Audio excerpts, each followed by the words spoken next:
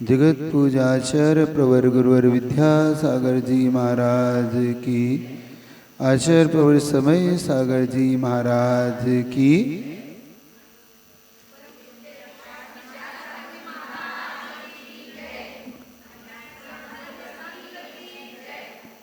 आने वाला समय बहुत महत्वपूर्ण समय आने वाला है आपके जीवन में। वो है गुरु पूर्णिमा, है ना। गुरु पूर्णिमा। गुरु कैसे होते हैं? पूरी पूर्ण माँ के समान। क्योंकि गुरु एक अहम रोल निभाते हैं हम सबके जीवन में। अगर गुरु ना हो तो जीवन आगे बढ़ नहीं सकता। क्योंकि गुरु सबसे ज्यादा हमारे जीवन में नहीं, हर दर्शन में गुरु को जितना महत्व दिया उतना शायद भगवान को भी नहीं दिया। हर दर्शन काल में, चाहे वो जैन दर्शन हो, वैष्णव दर्शन हो, कोई भी दर्शन में गुरु के बिना कभी भी कोई भी चीज शुरू नहीं हुई। आने वाला समय सिर्फ जैन ही मनाते गुरु पूर्णिमा, ऐसे नहीं है। हर व्यक्ति गुरु पूर्णिमा को मनाता है। हर व्यक्ति गुरु पूर्णिमा के महत्व को जानता है। क्यों ऐसा होता है पता है आपको? जैन शासन में गुरु पूर्णिमा एक अलग विचारधारा को लेकर मनाई जाती। वहां पर एक ऐसे व्यक्ति की आवश्यकता थी जो हम सबको गुरु बन के उन परम गुरु की बात को हम तक पहुंचा सके। पता है इसको आपको? गुरु पूर्णिमा अपन सब क्यों मनाते हैं? क्योंकि जब भगवान महावीर को केवल ज्ञान हो गया, और जब भगवान महावीर को केवल ज्ञान हो गया तो वो किसी से कुछ नहीं बोल रहे थे। उनकी दिव्य ध्वनि खिर नहीं रही थी। और एक दिन नहीं, 2 दिन नहीं, 66 दिन तक ये लगातार होता रहा। आते लोग भगवान के समोसरण बैठते और चले जाते कि भगवान कब बोलेंगे, भगवान क्यों नहीं बोल रहे, परम गुरु क्यों नहीं बोल रहे, क्या हमसे नाराज हैं? लेकिन नहीं, वो अपने एक अलग महत्व लेके बैठे हुए थे। 1 दिन 2 दिन हो गए, 66 दिन तक लगातार। आश्चर्य होता है आपको? होता है कि भगवान 66 दिन तक मौन हो, है ना। घोर आश्चर्य की बात। और दिव्य ध्वनि ना खिरे उनकी।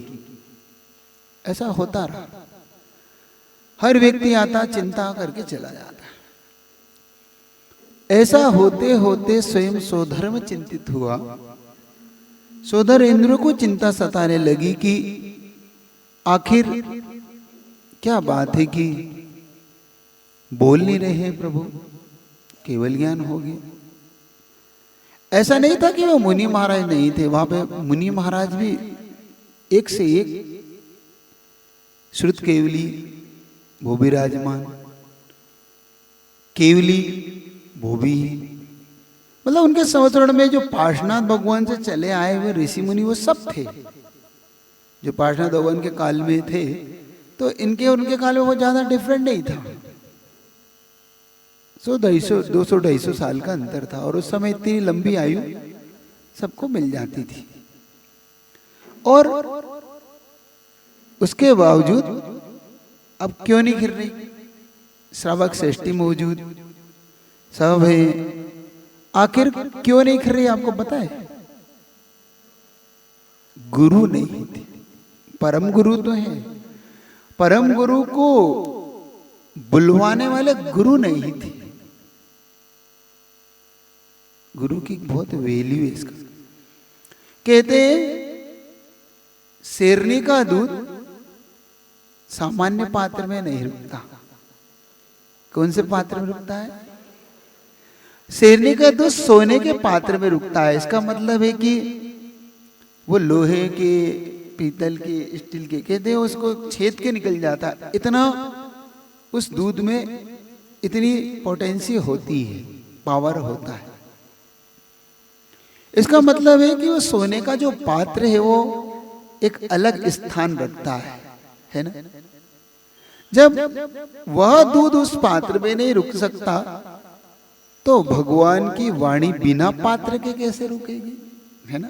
मतलब वहां एक पात्र की जरूरत थी, जैसे जिस पात्र को में वो दिव्य ध्वनि झेली जा सके। जैसे भगवान, जैसे शेरनी का दूध पात्र को चाहिए, वैसे भगवान की दिव्य ध्वनि को भी पात्र चाहिए, और वो पात्र नहीं है। मतलब अपन पात्र नहीं थे, अपन सब तो अपात्र थे क्या? नहीं, वो पात्र नहीं थे जो भगवान को चाहिए था, है ना। ऐसा ही होता है ना। इसलिए भगवान नहीं बोल रहे थे, और जब भगवान नहीं बोल रहे थे तो फिर पात्र की गवेषणा के लिए सोधर्मेंद्र स्वयं जाता है। सोधर्मेंद्र स्वयं जाता है, पात्र को ढूंढता है। कैसे बन के जाता है मालूम है? पात्र कैसे ढूंढते, गुरु कैसे ढूंढा, यहां से समझना गुरु कैसे पाया जाता है, और गुरु को पाने के लिए क्या क्या करना पड़ता है जीवन में। आप सबके यहाँ गुरु है कि नहीं? आपका कोई गुरु है? आप सबका ऐसा गुरु है जिसके सामने सबके देते हैं, हर तरीके से हर बात के देते हैं, हर पाप, हर पुण्य, हर प्रायश्चित, हर चीज के देते। ऐसा है कोई? कोई बनाया? नहीं बनाया, नहीं बनाया, बनाया।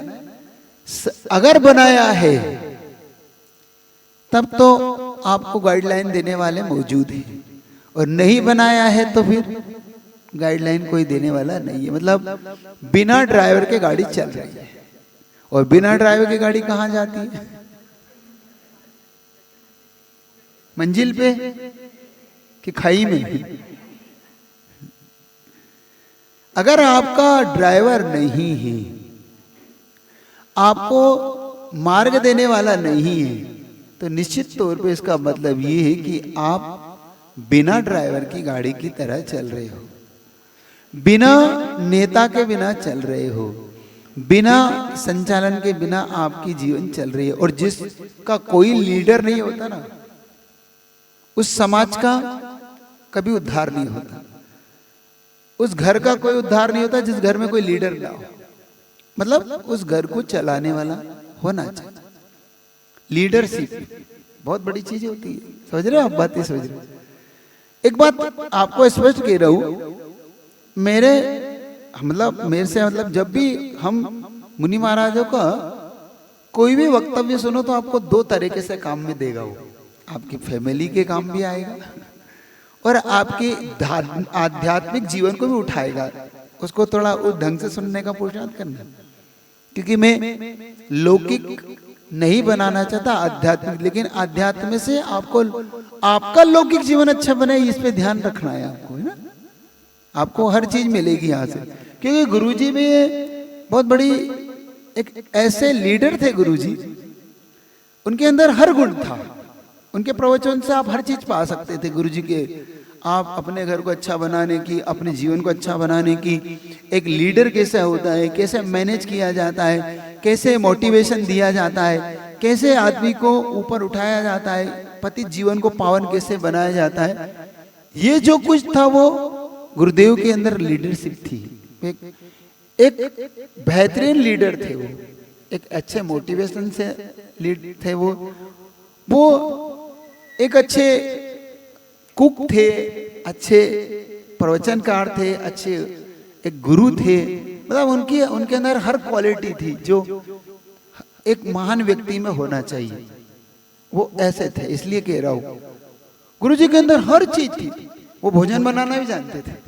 उनके उदाहरणों में आपको मिलेगा, ऐसे कई उदाहरण हैं जब वो सिद्धांत से उन उदाहरण जोड़ते तो ऐसा लगता है कि एक अच्छे कुक भी थे वो। कैसे भोजन बनता है, कैसे किसका उदाहरण किस में देना, ये उनके अंदर बहुत अच्छे से जानते थे। एक माँ कैसी होती है वो भी जानते थे, एक पिता कैसा होता है, वो एक अच्छे पिता भी थे, एक अच्छे माँ भी थी, एक अच्छे गुरु भी थे, एक अच्छे भाई भी थे, एक अच्छे प्रभु भी थे, एक अच्छे शिष्य भी थे। वो दोनों थे, समझ रहे हो? तो ये पात्र की गवेषणा जब स्वधर्म करने के लिए कैसे गया, इसको देखना कि जीवन में गुरु कैसे ढूंढा जाता है, खोजा जाता है।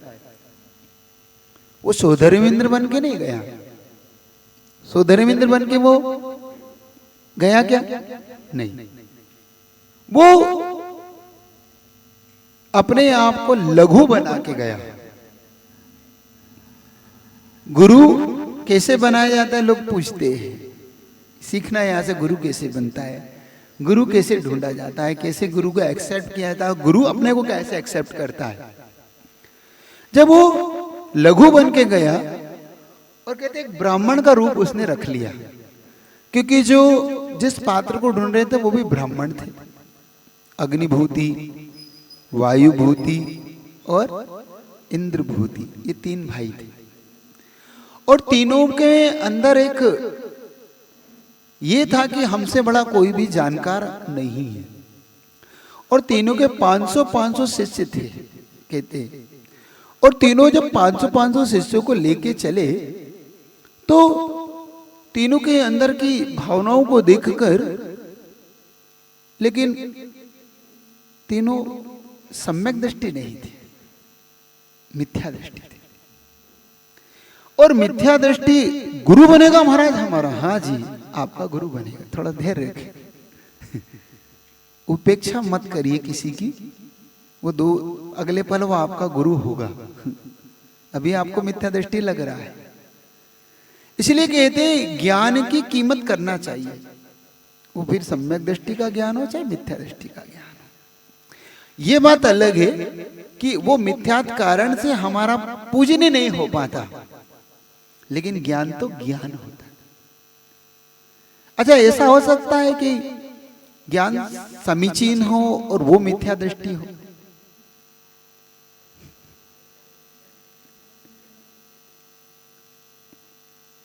दो और दो कितने होते हैं? 4। ये मिथ्या दृष्टि बता सकता है कि नहीं? तो ये मिथ्या दृष्टि का ज्ञान समीचीन है कि ये विपरीत है? तो इसका मिथ्यात्व का कोई लेन देन है क्या इससे? एकदम नई चीज। अभी तक तुम्हारा ही सुनते थे ज्ञान में मिथ्या होता है। होता है कि नहीं? फिर से एक बार वंस ट्राई कर रहा हूं आपसे, मिथ्या दृष्टि हो और ज्ञान समीचीन हो, ये हो सकता है कि नहीं? फिर से 2 और 2 कितने होते हैं? 4। ये मिथ्या दृष्टि है, वो मिथ्या बोल रहा है कि समीचीन बोल रहा है? आप तो कह रहे हैं नहीं हो सकता। दर्शन मिथ्या है उसका, लेकिन ज्ञान, आप बताओ, आप सिद्ध करके दिखाओ कि ज्ञान मिथ्या होता है। सिद्धांत को थोड़ा सा अलग रख के चर्चा करना हो। सिद्धांत से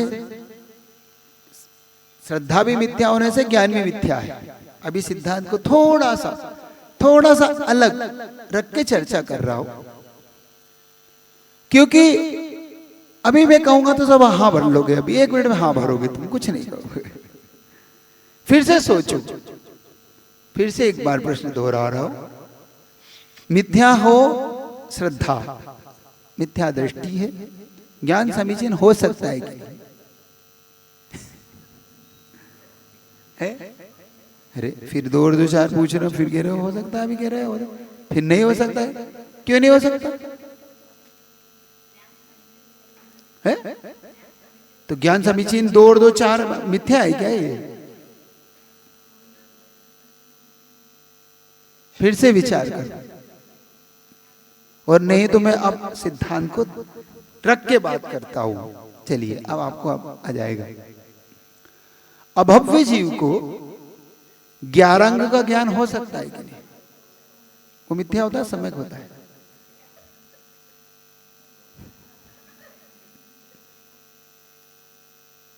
जल्दी। वो जो 11 अंग का ज्ञान है और केवली का 11 अंग का ज्ञान, दोनों एक ही अलग अलग है?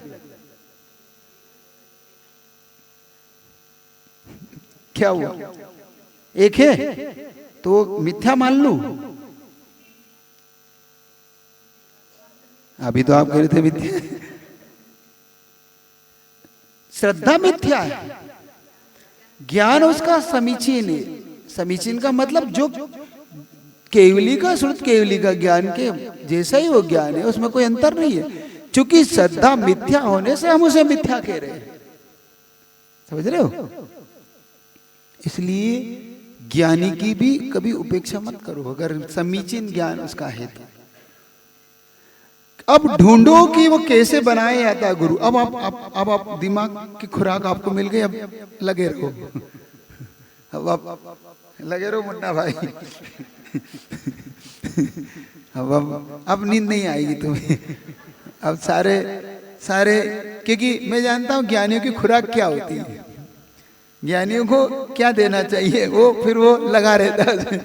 फिर अपना प्रोफेशन अपने किसी भी दौर में ले जाओ, कोई दिक्कत नहीं है, ज्ञानी की खुराक पूरी होगी। अब सोचो कि अब गुरु कैसे खोजते हैं, जब वो बहुत अंदर से उसने अपने आप को इतना लघु बना लिया। आप देखो गुरु कैसे बनाया जाता है, समझना है। यहां से आप कितने ही बड़े विद्वान हो, क्योंकि चौदरमीन द्वादशांग का पाठी है होता है, ये ध्यान रखना। कितना पाठी होता है? द्वादशांग का पाठी होता है वो। और फिर भी वो अपने आप को अज्ञानी बना के वहां पहुंचा है, बिल्कुल लघु। इसका मतलब है बड़ों के सामने कभी ज्ञान का अभिमान नहीं करना, समझ रहे हो? बड़ों से अगर चाहिए तो सबसे पहले विनम्र बनिए।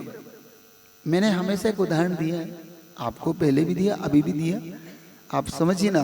मैंने कुएं का उदाहरण दिया था, याद है आपको? जिसको नहीं याद है वो सुनिए। जैसे कुएं में बाल्टी जाती है तो वो अकड़ी हुई रहती है, तो कुओं से पानी नहीं देता।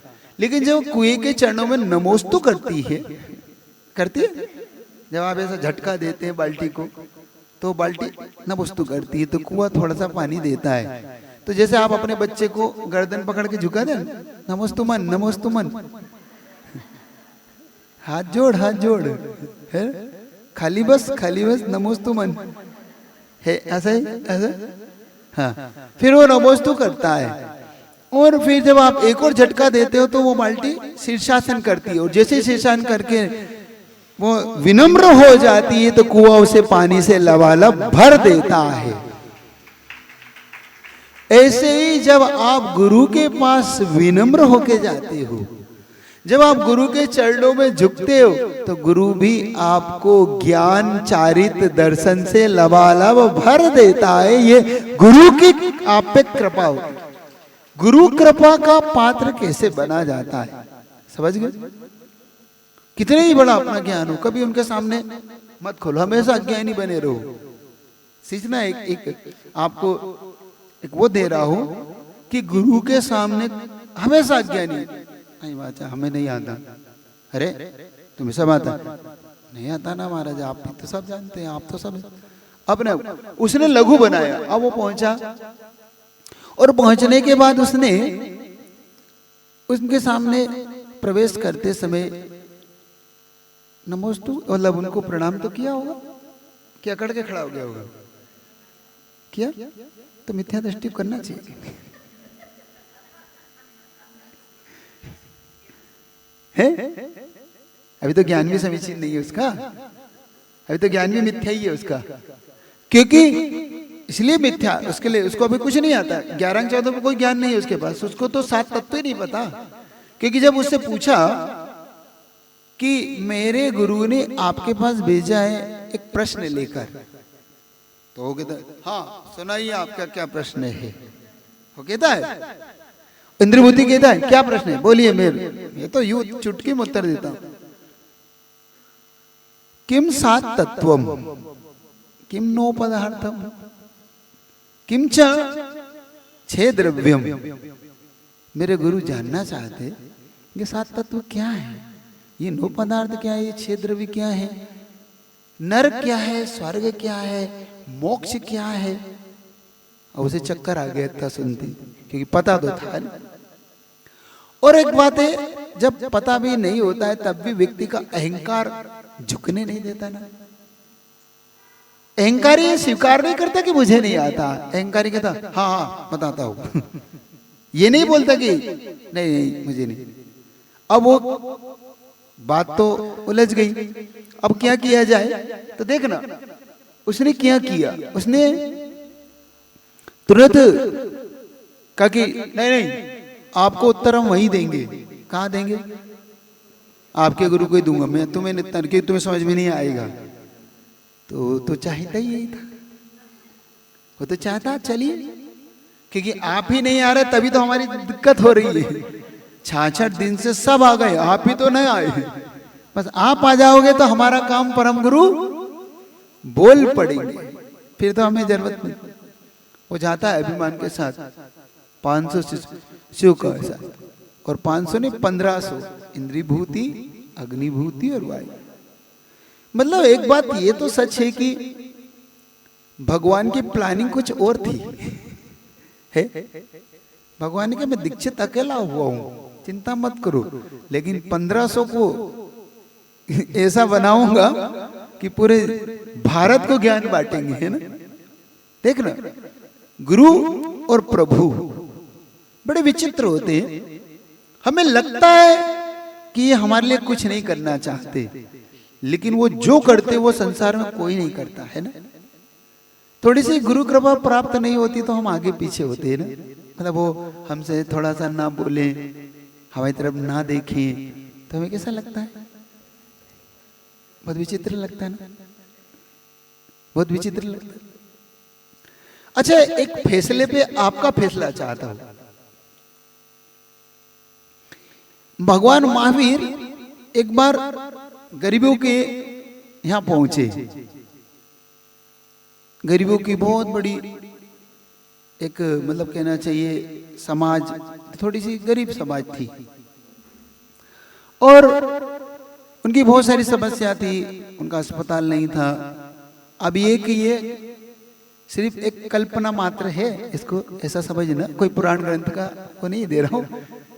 तो वो पहुंचे, अब वहां कोई अस्पताल नहीं था, स्कूल नहीं थे, मंदिर नहीं थे, धर्मशालाएं नहीं थी, संत निवास नहीं थी। तो उन्होंने हर समस्या भगवान के सामने रखी, ठीक है। अब वो वहां पर पहुंचने के बाद उन्होंने निवेदन किया कि भगवान आपके प्रवचन हो जाए। और इतने में अमीर लोग आ गए और अमीर लोग आके कहने लगे कि भगवान हमारे यहाँ चलिए।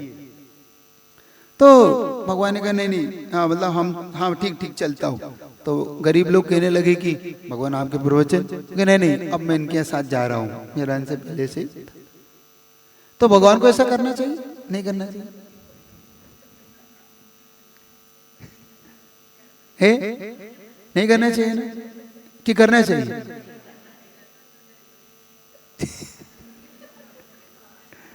करना चाहिए कि नहीं?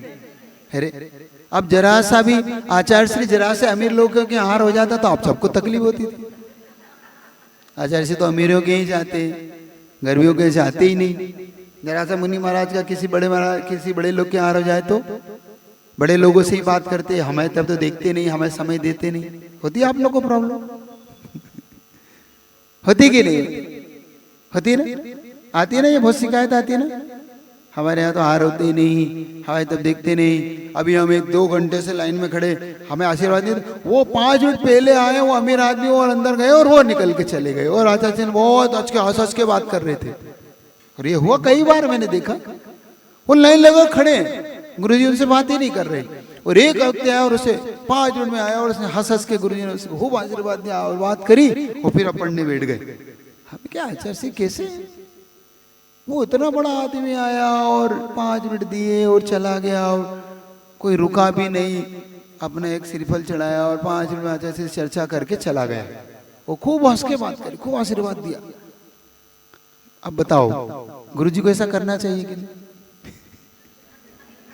जो 2 घंटे से लाइन में खड़ा, वो कोई आशीर्वाद नहीं, कोई देखा नहीं। जल्दी होता करना चाहिए। पहले तो आपका गुरु पे विश्वास है कि नहीं, तो फिर प्रश्न चिन्ह क्यों उठा? इफ बट क्यों है? तो है जो गुरु करेंगे सब अच्छा करेंगे। नहीं देखा, नहीं देखा, ये उनका कोई होगा? जैसे भगवान महावीर नहीं बोल रहे 66 दिन नहीं बोल रहे। और अभी तो एक बहुत ज्वलंत प्रश्न आता है मेरे पास जब शंका समाधान करता हूं, इतना ज्वलंत प्रश्न, महाराज ये बताओ भगवान का तो रागदेश चला गया ना? इनके हाथ चला गया। और भगवान ने केवल ज्ञान प्राप्त कर लिया? बिल्कुल कर लिया। अब तो उन्हें किसी से रागदेश कोई क्यों बचा है क्या? नहीं बचा है। तो भगवान 4 बार दिव्य ध्वनि खीर्ति, यहां तक तो हमें समझ में आया। लेकिन जब चक्रवर्ती आता तो स्पेशल क्यों? चक्रवर्ती के लिए स्पेशल। और हमने अभी कहा कि भगवान तो क्या अभी मेरी दिव्य ध्वनि खत्म हुई है, समय नहीं, चलो भगवान लेट हो गया, थोड़ा सा 5 मिनट सुना दीजिए, चलो अभी खत्म हुई, अब 2 घंटे 3 घंटे बाद। और चक्रवर्ती आया और बोलने लगे फटाफट। ये क्या चक्कर है? दिव्य उनका तो रागदेश भी नहीं, चलो आचार्य का तो थोड़ा सा अभी उनके तो गई नहीं है, उनके स्वजल का साया भी बाकी। अब भगवान क्यों बोल रहे हैं? क्यों मानते हो चक्रवर्ती? मतलब इसका मतलब तुम पुण्य मानते हो, चक्रवर्ती का पुण्य मानते हो अपना? जब फिर दोष क्यों देते हो? आचार्य पे इतना फिर क्यों गुरु पे अपन प्रश्न चिन्ह खड़े करते हैं? आचार्य श्री को ऐसा करना चाहिए कि नहीं? अब बताओ, करना ठीक है उनका? अब कोई गलत तो नहीं? बिल्कुल क्लियर? किसी को अभी कोई डाउट? बदलना नहीं, पक्के रहे। तो प्रश्न सांगा तुम्ही मला काही हे? अब सुनो, भगवान महावीर को नहीं करना चाहिए ऐसा लोगों ने कहा कि भगवान आप आहार कर लोगे? नहीं, मैं आहार भी वही करूंगा। भगवान आप आहार भी नहीं कर रहे, आप प्रवचन भी नहीं दे रहे, भगवान रुक जाओ। नहीं, मेरे को समय नहीं है, मेरे को वहां जाना है।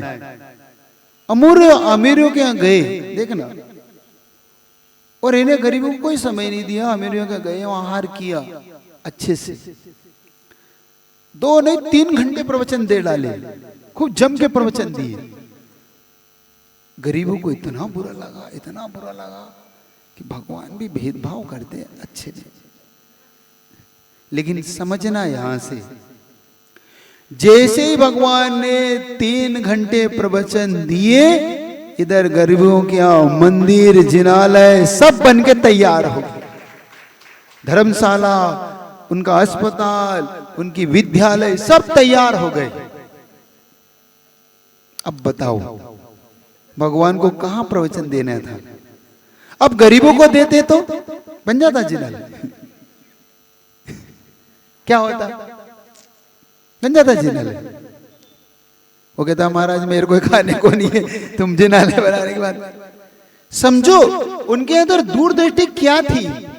तुम्हारी समस्या का समाधान करने के लिए वो गए थे, खुद के लिए नहीं गए थे। गुरुजी को अब मैं बताता हूं गुरुजी ने समय क्यों दिया था। आप समझ रहे यहां से, गुरुजी के पास जो आए थे ना, वो इतने बड़े व्यक्ति थे, वो एक नेता भी थे और दाता भी थे। गुरुजी के पास आए, 1 मिनट बैठे। गुरुजी ने कहा बताइए गुरुदेव मेरे लिए कोई आज्ञा। गुरुजी ने कहा सुनो, ये जो भीड़ भाड़ खड़ी है ना, ये जो भीड़ बाहर खड़ी है, इनकी समस्याओं का समाधान ढूंढना चाहिए आप लोगों को। जी भगवान कहिए क्या है? देखो हमारे पास इतने रोगी लोग आते हैं, दुखी लोग आते हैं, इनके लिए अस्पताल नहीं है, इनके लिए विद्यालय नहीं है, कहाँ पढ़ेंगे ये, कहाँ रहेंगे? देखो गुरुजी ने उनसे क्या कहा, कभी हमने तो सुना नहीं।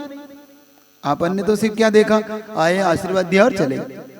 उसने 1 मिनट में हाथ जोड़ के कहा, अच्छा श्री, 1 महीने के अंदर इनको अस्पताल भी मिलेगा और इनको विद्यालय भी मिलेगा, मैं आपसे प्रॉमिस करके जाता हूं।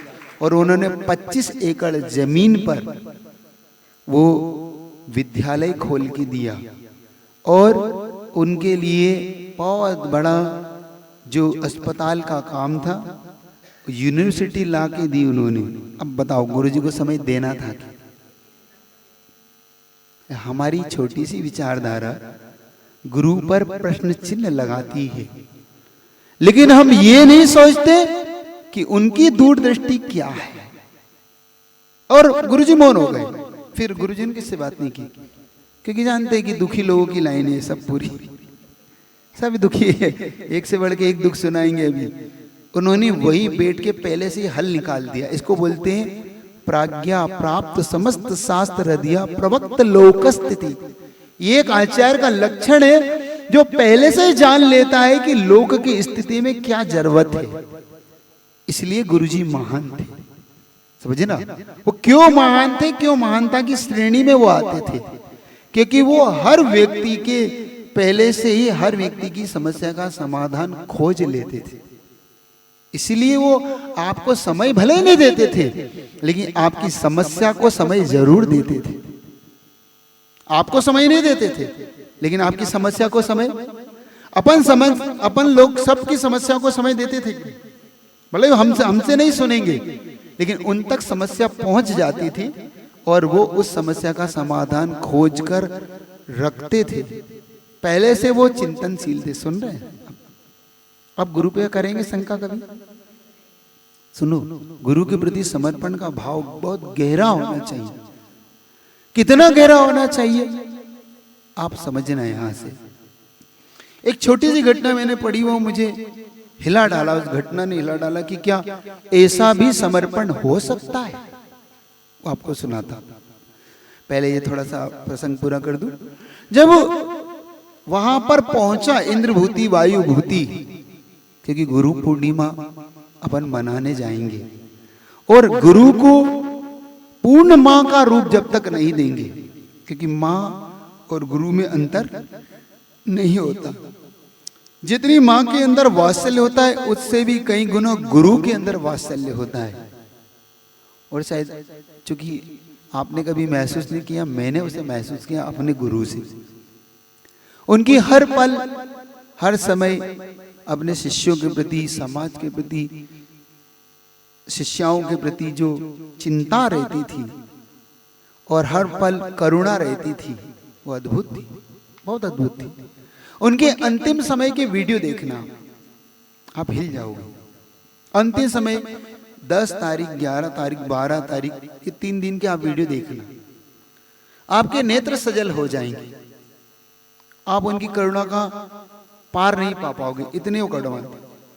उनसे उठते नहीं बन रहा, बैठते नहीं बन रहा, 15-20 दिन से उनके आहार नहीं हो रहे, 2 अंजलि 3 अंजलि जल जा रहा, इतना सा कुछ जा रहा, बैठ नहीं पा रहे। लेकिन जैसे उनको पता पड़ता कि बाहर जनता खड़ी है, स्पेशली वो उठकर चल के आते थे और जनता को आशीर्वाद देते थे, चाहे वो 1 मिनट के लिए आते थे।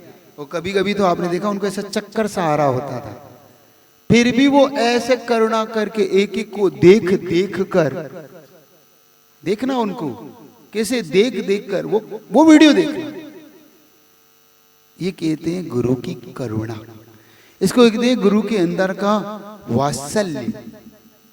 अब इसकी वैल्यू हम नहीं कर सकते।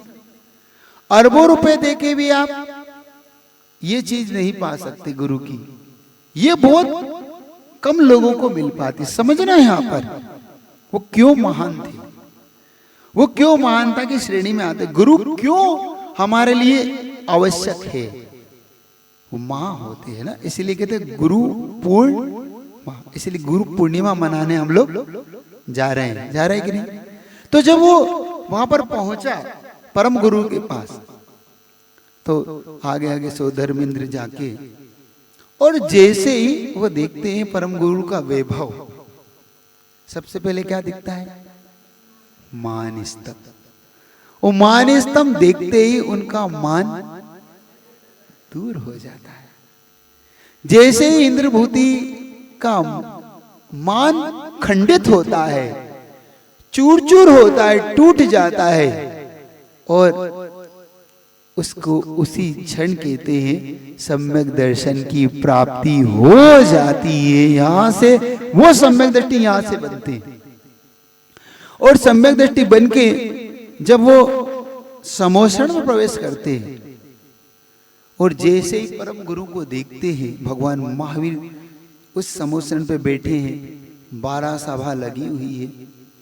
देखते हैं कि एक कल्पवृक्ष भगवान से 12 गुना ऊंचा कल्पवृक्ष, स्वर्णमय रजतमय सिंहासन है, 3 छत्र लगे हैं, 64 चवन ढुर रहे हैं, और 3 पीठिका बनी हुई है जिस पे भगवान बैठे। लेकिन फिर भी भगवान उसको छू नहीं रहे, वो 4 अंगुल ऊपर है। वो सोचता है कि मैं इतने वैभव के साथ रहकर भी मैं अभिमान कर रहा हूं, और जिनके पास सब कुछ है उनके अंदर अभिमान छू नहीं रहा। कभी ऐसा भाव आता है? हम थोड़ा सा भी अभिमानी होते हैं तो अभिमान आता है। हम गुरु को कभी शायद अपना पाए कि नहीं अपना पाए, इसलिए पूछ रहा हूं, कभी गुरु बना पाए कि नहीं बना पाए? और बनाना, क्योंकि मैंने फिर कहा जिसके जीवन में गुरु नहीं होता ना, वो बिना ड्राइवर की गाड़ी है ना। याद रहेगा यह सब। बिना नेता का समाज, बिना नेता का नगर, बिना नेता का देश, और बिना नेता का घर, ये सब खाई में चले जाते हैं, क्योंकि उनका कोई ऑपरेटर नहीं होता, उनको कोई चलाने वाला नहीं होता। और जैसे ही वो वहां गया, देखना कैसे परिवर्तन आता है उसके अंदर, और कहते तुरंत उसने क्या किया? 3 प्रदक्षिण दे सिर नायो, कर पूजा थुति कीनी, साधु समीप विनय कर बैठ्यो, चरणन में दिठी दीनी। सुनिए 12 भावना, सुनिए। कभी किसी गुरु के, साधु के दर्शन कैसे करते हैं? करते हो आप लोग दर्शन? कैसे करते हो? खड़े खड़े खड़े खड़े निपटा देते हो। ऐसे ना, ऐसे करते, ऐसे करते बैठ के। अच्छा, पूजा थुति का मतलब क्या होता है? उनकी पूजा करना। तो क्या कैसे करना? भाव पूजा कि द्रव्य पूजा? तो आप लोग के हाथ में तो होते ही नहीं कुछ, खाली हाथ ही आते रहते हो। हे लाए हो? अच्छा, फिर घर ले जाना है। लाए और घर ले जाओ। हाँ, लाए ना भाई? नहीं, सुबह भी दोपहर भी सब खाली हाथ मत करा करो दर्शन। और 3 परिक्रमा देना गुरु की, अगर वहां मार्ग हो, रास्ता हो, आप पुराण ग्रंथ पढ़ना। उन पुराण ग्रंथों में गुरु की स्तुति कैसे करे। चक्रवर्ती भी जाता है तो रत्नों के थाल, सेठ जाता है तो अपने अनुसार वो गज मोती, मोती रत्न फाल भर के, और अगर नहीं है तो अपने हाथ से जो कुछ अष्ट द्रव्य वो लेके जाता है, और गुरु की 3 परिक्रमा देता है, फिर स्तुति करता है। क्या करता होगा उस स्थिति में? सबसे पहले अपने भाग्य को सहारता है, क्योंकि भाग्यहीन को गुरु नहीं मिलते, भाग्यशाली लोग को गुरु मिलते हैं, और जो सबसे ज्यादा भाग्यशाली हैं उन्हें ही महान गुरु मिलते हैं। ये बात याद रखना, भाग्यहीन को कभी गुरु नहीं मिलते, और मिल जाते हैं तो गुरु को पहचान नहीं पाते, उनसे गुरु छूट भी जाते हैं। छूटने का मतलब, हाँ हमें ठीक ठीक जाने दो, हमें कोई मतलब नहीं। लेकिन जो भाग्यशाली होते हैं, सर्वश्रेष्ठ होते हैं, सबसे पहले गुरु को पहचान के अपना जीवन समर्पित करते कि नहीं यही गुरु है, और फिर उनकी स्तुति करते हैं, हे प्रभु, हे गुरुवर, आप धन्य हैं, कभी निकलता आपके मुख से? मेरे तो सुने नहीं, कभी निकला? पूजा तिथि निकली? करा करो, सीखा करो। ये कर्म की निर्जरा का साधन है। ये गुरु को नहीं चाहिए, गुरु को तुम्हारी स्तुति क्या मतलब है, लेकिन इससे तुम्हारी स्तुति स्वर्गों में होती है। मैंने कल कहा था ना, गुरु को उच्च आसन देने से आपको स्वर्ग में आसन मिलता है। तो गुरु की स्तुति करने से दुनिया में यश कीर्ति का उदय आता है, जिसको यश कीर्ति चाहिए। ये बता रहा हूं, आपको अगर आपके जीवन में यश कीर्ति नहीं मिलती हो, आपको हर कार्य करने पर भी आपको कुछ नहीं मिलता हो, हमेशा आपको उल्हाना समझते हो? मतलब ये उल्हाना हिंदी शब्द है। उल्हाना का मतलब हाँ तुमने क्या किया, कौन सा एहसान कर दिया क्या, ऐसा सुनने को मिलता हो। जबकि सब कुछ किया, हर व्यक्ति उनके लिए अपन ने सब कुछ दिया, फिर भी उल्हाना देते। हाँ कोई तुमने काम किया तो आपका काम था, ऐसा बेटा कहते थे ना। कौन सा जन्म देके कोई एहसान कर दिया क्या, पाल पोस के बड़ा कर दिया, आपका काम था सो किया।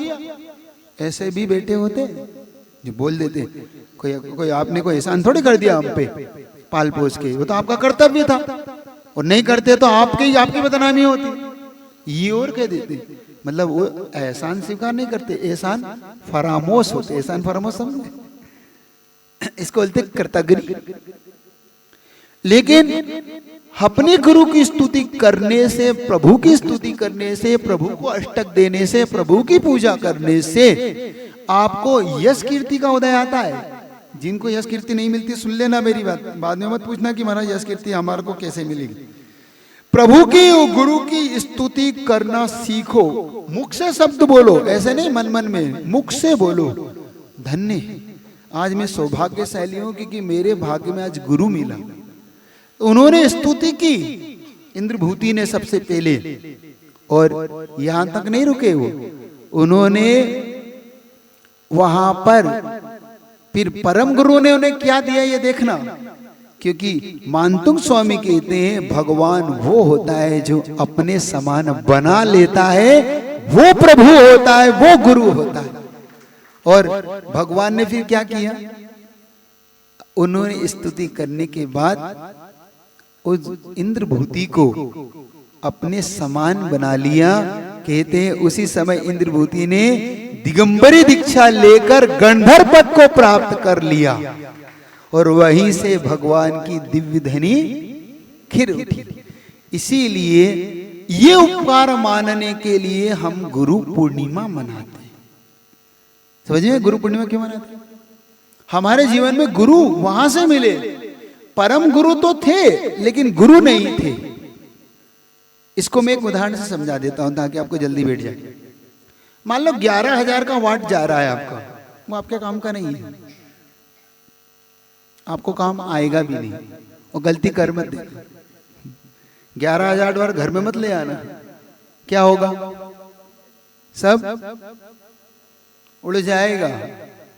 11 वाट को ट्रांसफार्मर चाहिए 240 में कन्वर्ट करके, समझ रहे? कौन से आपके यहाँ पे जो लाइन आता 11,000 वाट आती है, कौन सी आती है? 240 वाट, वही लाते हैं ना आप लोग, बोलो ना हाँ या ना। इसका मतलब है कि उसको ट्रांसफार्मर चाहिए, चेंजेस चाहिए, वो चेंज करके लाता है। बस भगवान 11,000 वाट है तो गौतम स्वामी 240 वाट है, जो हमारे काम आते हैं। गुरु हमारे काम आते हैं, याद रखना। भगवान काम नहीं आते, भगवान काम आ भी नहीं सकते अपने, सही बता रहा हूं। काम आता है तो गुरु ही आते। अब आपको एक उदाहरण दे रहा हूं जो आपके दिमाग को हिला दिया, मुझे तो हिला दिया उसने। आप गुरु के लिए क्या समर्पित कर सकते हैं, इस पे आप विचार करना है। यहां से तुर्की और ईरान, तुर्की और ईरान ये दोनों कंट्रियां हैं, आपस में दोनों कट्टर दुश्मन, एक दूसरे के कट्टर दुश्मन। और कहते हैं उस समय, ये बहुत पुरानी घटना है, दोनों में इतना आपस में युद्ध हो रहा था, एक दूसरे को देख नहीं सकते, इतना युद्ध। और तुर्की धीरे धीरे हारने लगे थे, युद्ध चरम सीमा पे था और तुर्की हार रहे थे। लेकिन उनके एक अलाउद्दीन करके गुरु थे ईरानियों के, वो गुरु उनके हाथ लग गए, उन्होंने कहीं से उन गुरु को कब्जा कर लिया और उठा के ले गए तुर्की। ईरान जीतना उनसे कई गुना कम थी। ईरान ने कहा कि हमारे गुरु को फांसी मत दी, उन्होंने फांसी किसी तरह से उन पर केस चला दिया गुरु पे, और फांसी की घोषणा कर दी तुर्की ने कि ये मतलब इस तरीके से वहां से आए हैं और उन्होंने इस तरीके से हमारे यहाँ पे वो करी है, और विद्रोही का वो करके आरोप लगा के उन्हें फांसी दे दी। तो ईरानियों ने क्या किया देखना, यहाँ पे समझना गुरु के प्रति हम क्या समर्पित, गुरु को हम क्या दे सकते हैं। ईरानियों ने कहा देखो आप हमारी संपदा दे रहे हैं, आप जितना धन चाहोगे हम देंगे, लेकिन हमारे गुरु को छोड़ दो। तुर्किश नहीं माने, तो उन्होंने कहा कि आप ये तेल के कुएं सब ले लो, वो नहीं माने, हम फांसी देख रहे हैं। अंतुगत्वा उन्होंने कहा ठीक है आप हमारा पूरा राज्य ले लो, जिसके लिए हम झगड़ रहे थे, हम झगड़ इस राज्य के लिए रहे, तो ये पूरा ईरान हम देते। एक गुरु के लिए देखना, एक गुरु के लिए एक ऐसी कंट्री जिसको ना सम्यक दृष्टि ना कोई मिथ्या दृष्टि, उसे कोई लेना देना नहीं। एक व्यक्ति की वैल्यू क्या कर सकता है, गुरु की वैल्यू क्या हो सकती है। उन्होंने कहा कि आप पूरा राज्य ले लो, बस हमारे गुरु को छोड़ दो। उनको बड़ा आश्चर्य हुआ वहां के बादशाह को, सम्राट को, कि एक व्यक्ति के लिए जीता जिताया युद्ध हारा जा सकता है, जीती जिताई पूरी कंट्री दी जा सकती, पूरी कंट्री सौंप रहे हैं उनको कि हम हाथ जोड़ के आपके हाथ जोड़ के जा रहे हैं, बस हमारा गुरु हमें दे दो। आप अपने गुरु के प्रति कुछ समर्पित कर सकते हो ऐसा? क्या गुरु की वैल्यू आप इतनी कर सकते हो अपने जीवन में कि अपना सर्वस्व समर्पित कर सको? क्या आपके मन में ऐसा भाव आता है कि मैं अपने गुरु का सर्वस्व समर्पित कर सकूं गुरु के लिए? सोचना, विचार कर लेना एक बार फिर से। कहना आसान है, लेकिन गुरु के लिए, गुरु जाए तो जाए, हमें कोई मतलब नहीं। हम गुरु की कितनी भैयावती करते हैं, कितनी सेवा करते हैं, गुरु के प्रति हम क्या समर्पित करते हैं? हम करते ही नहीं। हम गुरु की बात पे ट्रस्ट नहीं करते, कभी कभी तो विश्वास नहीं करते। ठीक है हाँ गुरु जी ने कहा होगा, महाराज जी ने कहा होगा, हम गुरु को भी गौण बना देते। कभी हमारे घर की बात आ जाए, कभी धन की बात आ जाए, कभी त्याग की बात आ जाए, कभी दान की बात आ जाए, तो हम पीछे हो जाते कि आगे रहते? सही बताओ, पीछे हो जाते हैं। वो देखना कि वो अपनी कंट्री, अपने सारे आदमी, सारे हथियार सब सौंप रहा है, बस हमारा गुरु दे दो हमें। क्या उसके अंदर का मत कितना जज्बा होगा। तो तुर्किश ने पूछा कि आखिर ऐसा क्या है जो तुम सब कुछ हमें दे रहे हो, जीता जिताया सब दे रहे हो, ऐसा क्या है इसमें? तो जो जवाब था ना, वो जवाब सुनना है। गुरु पूर्णिमा मनाने जा रहे हैं अपन, ये गुरु पूर्णिमा पे ये जवाब गुरु के लिए क्या वैल्यू होती है। ईरानियों ने कहा कि आपके लिए वो सामान्य व्यक्ति है, हमारे लिए वो गुरु है, और गुरु के लिए हमारा अगर रोम रोम भी अगर हमें तुम्हें देना पड़े तो हम अपने गुरु को बचाएंगे, हम अपने आप को भी नहीं बचाएंगे, हम वो सब समर्पित करेंगे, लेकिन हमारा गुरु। क्यों? क्योंकि हमारा देश, एक गुरु मिल जाएगा हमें तो ये ऐसे कई देश हम बना लेंगे, लेकिन एक गुरु चला गया तो ये देश भी हमारा देश नहीं रहेगा, हम कंगालियों के भांति हो जाएंगे। सुन रहे हो? ऐसे कई देश खड़े कर लेंगे हम। उन्होंने कहा एक गुरु हमारा बच गया ना, क्योंकि गुरु रीढ़ होता है, नींव होता है, आत्मा होता है किसी भी चीज की।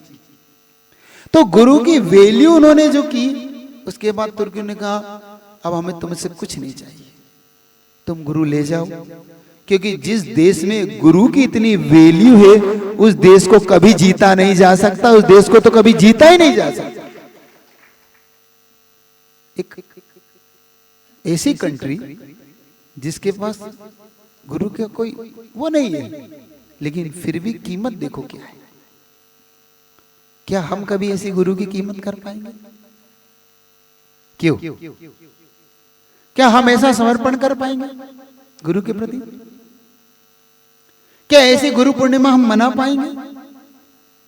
देखो, अर्घ चढ़ा लेना, पूजा कर लेना, गुरु की गुणगान गा लेना, ये अलग है। गुरु का गुणगान गाना और गुरु को फॉलो करना, हम फॉलोअर तो बन जाते हैं, लेकिन फॉलो करते हैं क्यों? जल्दी बताओ पुरुष वर्ग, क्या गुरु को फॉलोअर तो है ना हम लोग? खूब सारे फोटो, खूब सारी सेल्फी, खूब सारे वीडियोस, बहुत सारे हम गुरु के बारे में बड़े बड़े पोस्टर, है ना? है कि नहीं? बोलो ना हाँ या ना। बुरा नहीं है, ये भी अच्छा है, कम से कम गुरु के प्रति ये भी एक समर्पण है। लेकिन क्या हम ऐसा मना पाएंगे, ऐसा गुरु बना पाएंगे? गुरु पूर्णिमा पे एक महत्वपूर्ण ध्यान रखना।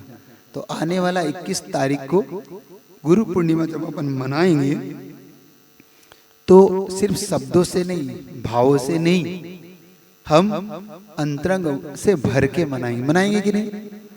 पक्का? पक्का? तो एक छोटा सा भजन करके, क्योंकि आपकी अगली क्लास का समय हो रहा है।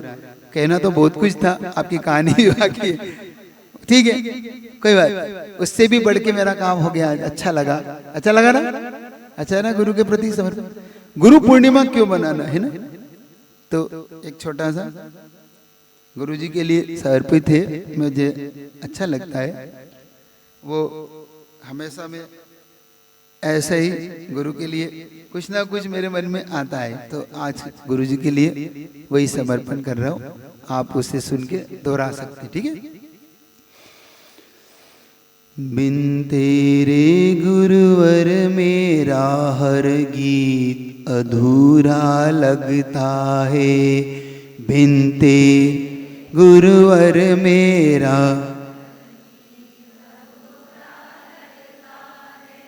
बिन तेरे जीवन का हर संगीत अधूरा लगता है, बिन तेरे जीवन का हर संगीत। सम्यक पथ पर चलने का, सम्यक पथ पर संकल्प अधूरा लगता है, बिन तेरे गुरुवर मेरा हर गीत अधूरा लगता है। मैं अबोध शिशु था गुरु तुमने पथ पर चलना सिखलाया, मैं अबोध शिशु था गुरु तुमने पथ पर सत्य अहिंसा और संयम का तुमने ही पथ दिखलाया, सत्य अहिंसा और संयम का तुमने ही पथ। बिन बाती बिन ज्योति के, बिन बात हर दीप अधूरा लगता है, भक्ति के सुर ताल मधुर झंकार तुम्ही से है गुरुवर, भक्ति सुर ताल मधुर झंकार तुम्ही। सच पूछो स्वर शब्दों की पहचान तुम्ही से है गुरुवर, सच पूछो स्वर शब्दों की पहचान तुम्ही। बिन फूलों बिन कलियों के, बिन फूलों बिन हर बाग अधूरा लगता है, बिन तेरे गुरुवर मेरा हर गीत अधूरा लगता है। बिन तेरे हर गीत तेरे पावन दर्श से महका मन का हर एक कोना है। तेरे दर्श से महका मन का हर एक कोन। मेरे गुरुती पर बिना खोट का सोना है। मेरे गुरु इस धरती बिना खोट का।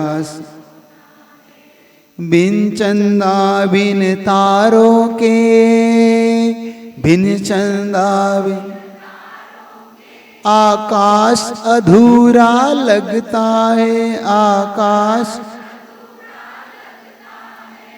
तू ही दाता तू ही ज्ञाता तू ही एक सहारा है।